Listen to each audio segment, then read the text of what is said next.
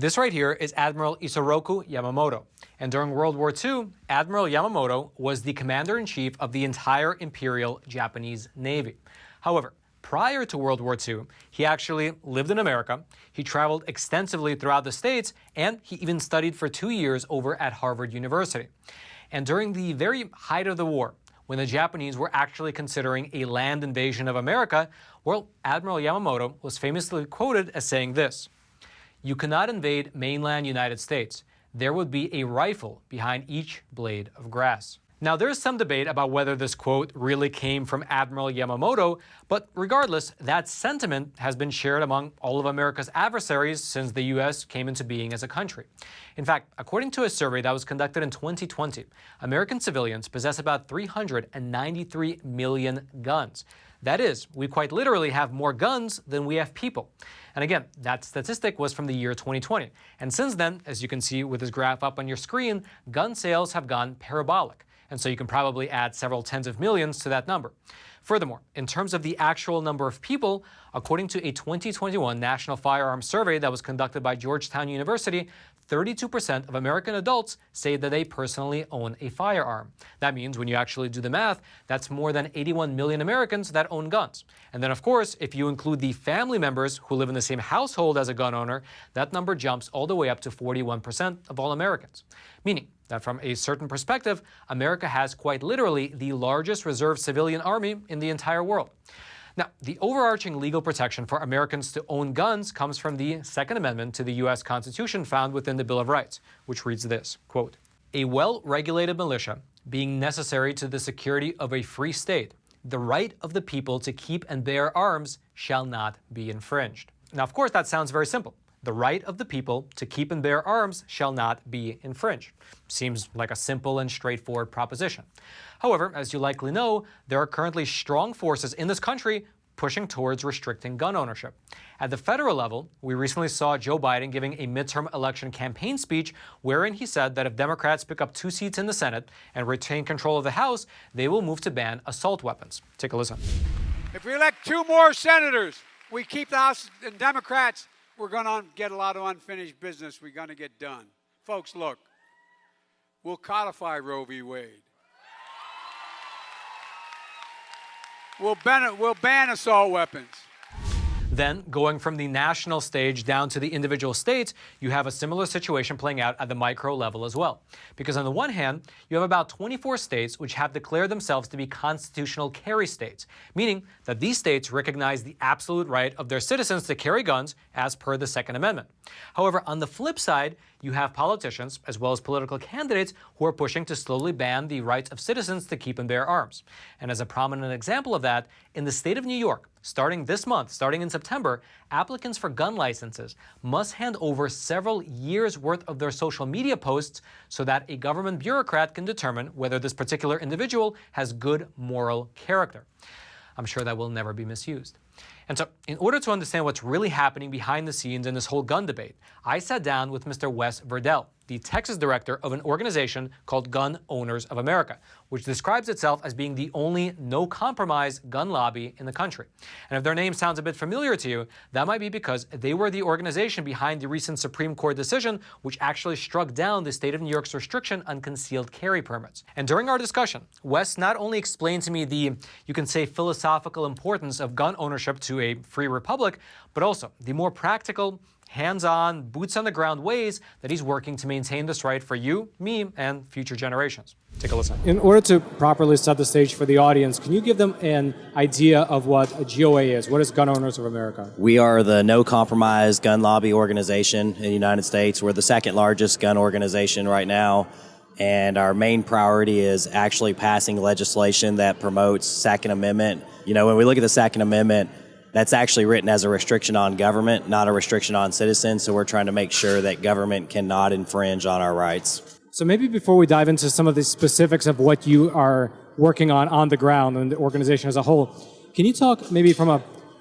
even philosophical level, what is the importance of gun rights? Why are you working so hard to preserve gun rights here in America? Without citizens owning guns, government is a tyrant. Government will always grow and will always want to restrict the rights of the citizen. And if you look at all the other countries throughout the COVID process, the countries that had already taken the guns from their citizens had no problem putting excessive restrictions. Now, we had excessive restrictions here too that we need to fight and stand up against, but we didn't have them as excessive as a lot of the countries. So you look at Australia, they were putting people in quarantine camp. It's insane, but they gave up their guns. And that's just the beginning of it. You look back at Mao and Stalin and Hitler, and don't forget, Stalin and Hitler were on Time Magazine Man of the Year back in the day. Those guys took away the guns, they starved their people, they incarcerated or imprisoned lots of people and killed them. So we're talking over 15 million citizens were killed after the guns were removed from the citizens. For the viewers who might not be aware of what is constitutional carry? So constitutional carry means that it recognizes that you already have the right to carry and you don't have to ask the government for permission to do that. If you have to ask the government for permission to participate in a right, it's not a right, it's a privilege at that point. I unfortunately, well, I shouldn't say that, but I live in the state of New York at the yeah. moment.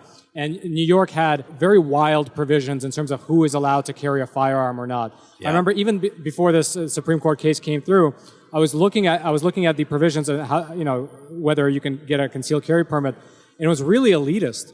It was like, if you're a famous person, or wealthy. if you have a special case, you have to basically prove that you are an elite member of society, and then you can carry a gun. Yep. Now, of course, that was overturned. From my understanding, Gun Owners of America is actually fighting to have that ruling actually apply to the other states that have these restrictions on. And I believe we were involved in the Bruin case. I believe we played a role in that. And now GOA is suing New York because once that happened, New York's now gone and tried to place different restrictions on buildings and who can carry. And so GOA is involved in that fight of suing the state of New York right now over it. So we're pretty excited I wish we didn't have to do this. Like, I wish they would just recognize that we have the right to carry, but we're excited that we are in the fight for it. So, and that's something that's, when you ask about what does GOA do, we want to make sure that all citizens' rights are protected, and primarily the Second Amendment. So. The perception is that Texas is a very kind of pro-gun state. But a few years ago, Beto O'Rourke, he lost the election by just a few percentage points, right? And he was a kind of openly campaigning. I mean, he flip-flopped back on the issue, but he kind of flipped more towards the gun grabber sort of rhetoric. And yet he lost by a few percentage points. Now he's in the polls, actually doing fairly well after what happened in Uvalde. What do you make of that trend? Like, of course, you're fighting back at the legal level. But what do you make of this sort of popular trend?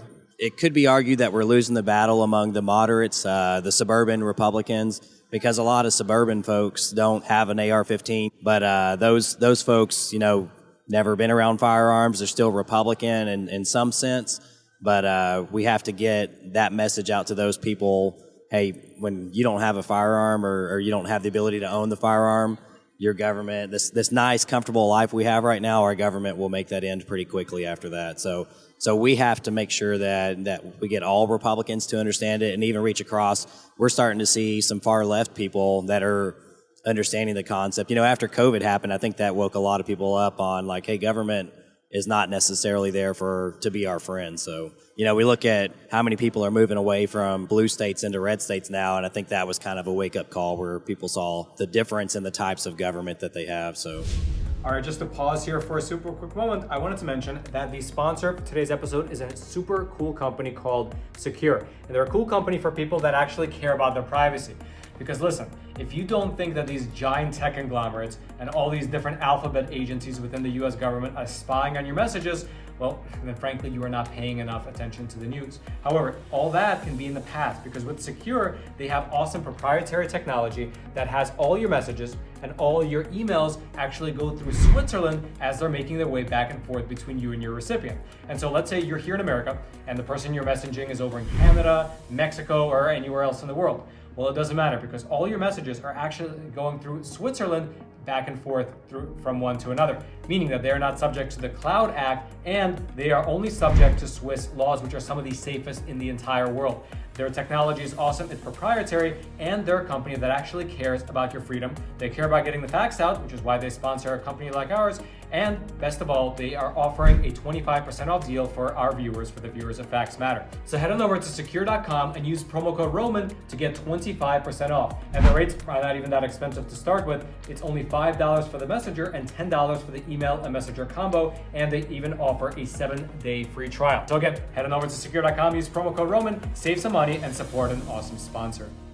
And also the gun ownership rate just skyrocketed after COVID and of course the 20 riots. Actually across the board, red states and blue states, the gun ownership rate skyrocketed, especially first-time gun purchasers. Besides the constitutional carry provisions that you're trying to implement in the different states, what else is GOA working on? If you're accused of using it the wrong way, that you have a better defense, you can defend yourself better in court. Now our legal team could explain that a whole lot better than I can. I'm not a lawyer, but anyways, that bill, once it gets finalized, I'll go through, learn the details of it, and then we'll present it to some legislators, and hopefully they'll carry it into the House and see what happens. One thing that we've had over the years is we have really good bills that we put forward, and the legislators love to campaign that they're pro-gun. Behind the scenes, there's legislators who aren't really pro-gun, and they will work to actively kill our bills in committees and in calendars. So our goal is to make sure that we put pressure on them to get it through the committee, through the calendars, and onto the floor for a vote. And then it's got to repeat all that again in the next House and the Senate. So essentially, the organization, you have a legal team who drafts bills, Yep. make sure they're bulletproof against the state and the U.S. Constitution, Yep. finds supportive legislators who are currently in power to pass them through, and then everyone has to vote on them. And I guess that sort of exposes the people who are legitimately pro-2A versus... And my personal motto is I'm willing to work with any legislator on pro-Second Amendment legislation. If they don't want to work with us, that's their choice, but we will make sure their constituents know that they weren't willing to keep their campaign promises to their voters. So holding legislators accountable, that's the key. So if somebody... Now that was now the full interview. If you'd like to watch that interview in its glorious entirety, you can do so over on Epoch TV, our awesome no censorship video platform, where actually besides the entirety of this interview, I actually publish somewhere between 2 to 3 exclusive episodes of Facts Matter that due to the regime of censorship here on YouTube, you will just not be finding on this platform. And so if you want to check out the entirety of this interview, as well as that other awesome content, the link will be right there at the very top of the description box. I hope you check it out. And then until next time, I'm your host, Roman from the Epoch Times. Stay informed, and most importantly, stay free.